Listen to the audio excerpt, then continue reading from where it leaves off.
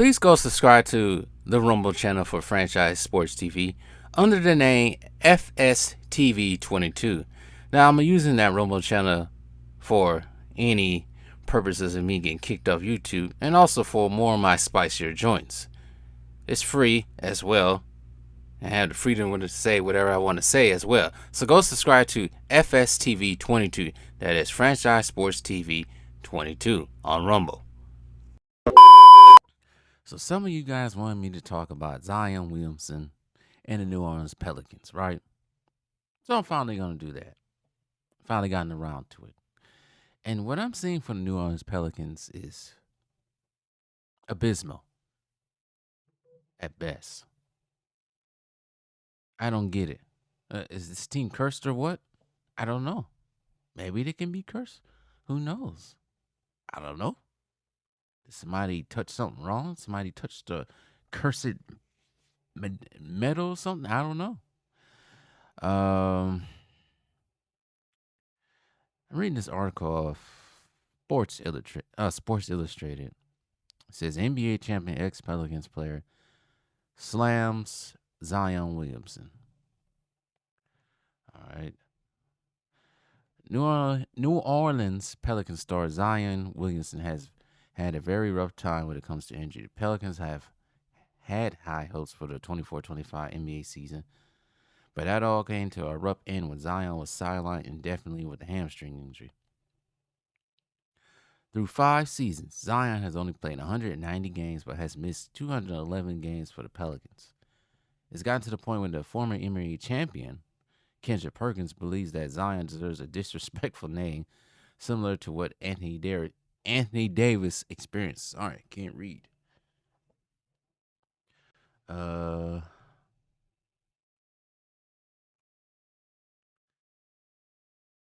Scroll down. Anthony AD had a nickname a couple years ago called Street Clothes, A Disney, Mr. Glass, whatever.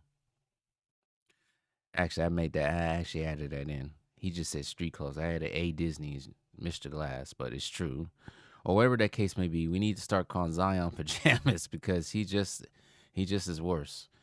Perkins said on NBA Countdown, at the end of the day, if you're an organization like the Pelicans, you hope to have championship aspirations, Zion can't be the face of your team.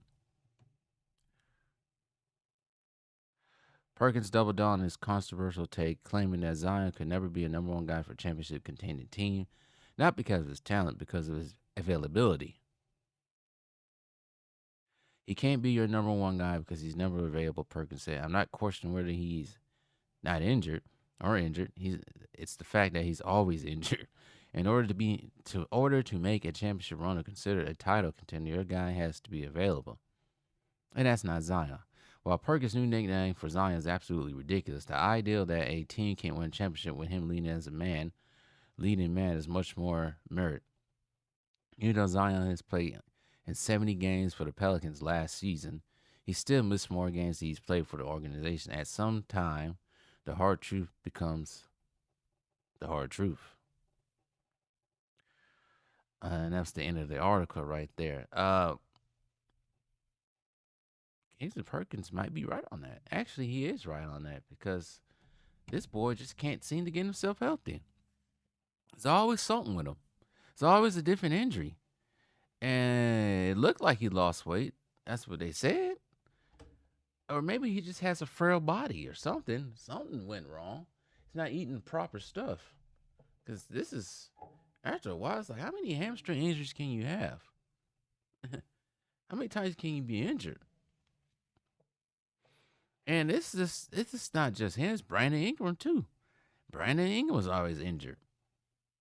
And this team just seemed to can't get anything started. I think it was 2 or 3 seasons ago I picked this team to be a top contender in the West. And at one point in time, it looked like they was. Until Zion got hurt. Brandon Ingram got hurt. CJ McCullough got hurt. It's just like, damn. And now they got Dejounte Murray, which is, it seems like at this point in time, it seems like a waste of a trade. Because I think the Pelicans, last time I checked, they're like 4-8 or something like that. They didn't have a good record. It's a terrible record. for a team that's supposed to be good. We have CJ McCollum, Deontay Murray, um, Zion Williamson, and Brandon Ingram, who was before this season even started was complaining about his contract. And you have the other supporting cast. It's just after a while, I know Pelicans fans are going through it. They just getting tired of it. It's quite similar to the Los Angeles Clippers situation as well. Just can't get over that hump. Because at one point in time, you had, well, at one point in time, you still got this going. They still got Kawhi not playing, not being available. And then when at the time they had Paul George, he wasn't available all the time because he's always injured, like he is now for the 76ers, injured again. And then always left the other players that can be from, at one point in time, Westbrook, even James Harden, trying to go back all the way to when this Kawhi and Paul George got together. I can't think of the other teammates he had at the time. Whoever was on that team at the time, I can't think that far back. It always left them hanging, and Clippers fans never got the results they wanted to see. It's been almost 3 years since they was 2 games away from the NBA Finals. False hopes. And even if they did make the NBA Finals that year, I don't think they would have won it either. I think Giannis have been too much for the Clippers. If they was able to squeak out that series. But as far as the Pelicans is concerned, cursed. Team is cursed. It's absolutely cursed. It's cursed. It's cursed like the Dallas Cowboys. You know, we all know they curse. I think the reason why Dallas Cowboys are cursed, because Jerry up all them people.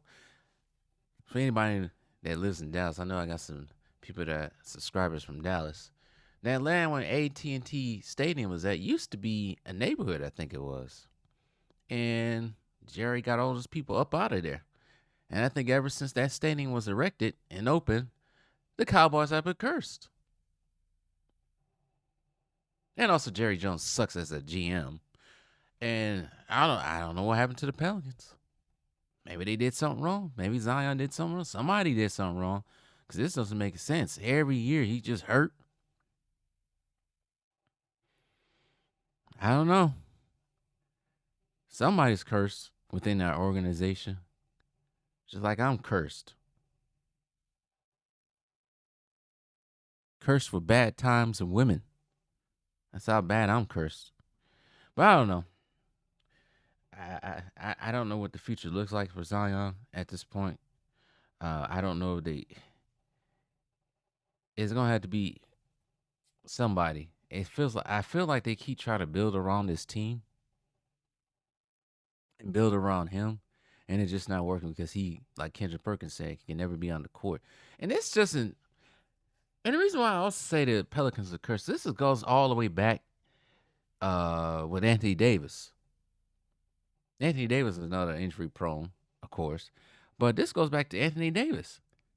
They built a team around Anthony Davis at one point in time. They had Rondo, Drew Holiday, DeMarcus Cousins around Anthony Davis.